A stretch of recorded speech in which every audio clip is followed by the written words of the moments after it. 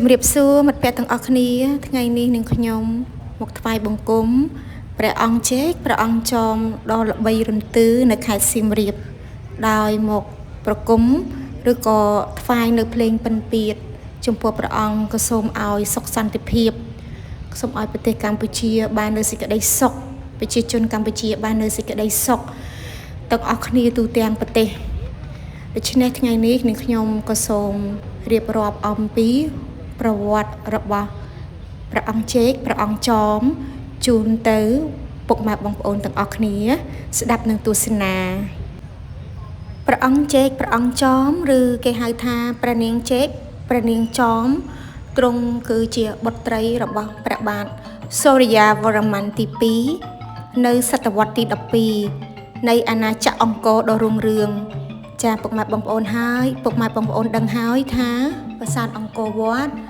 ដែលកសាងគោរពចំពោះព្រះវិស្ណុដ៏ធំជាងគេនៅក្នុងខេត្តសៀមរាបយើងមូលហេតុដែលនាំឲ្យសាធារណជនចាប់អារម្មណ៍និងចងចាំគោរពចំពោះ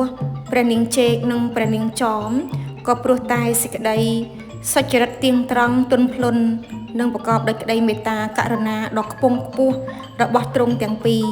គឺទ្រង់ទាំងពីរតែងតែធ្វើបុណ្យដាក់ទាន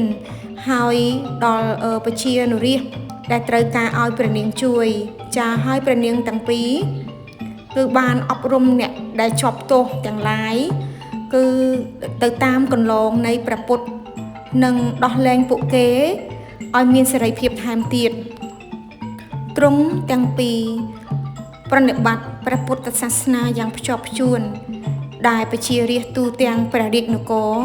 ដឹងអំពីអត្តចរិតលក្ខណៈដ៏ល្អប្រពៃរបស់ព្រះនាងទាំងពីរ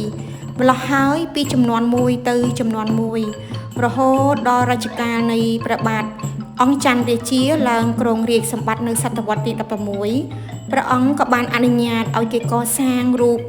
ព្រះអង្គទាំងពីរសម្រាប់ឲ្យប្រជារាស្ត្រទូទាំងគោរពបូជាលុះក្រោយមករូបរបស់ព្រះអង្គក៏ធ្វើឲ្យប្រជារាស្ត្រ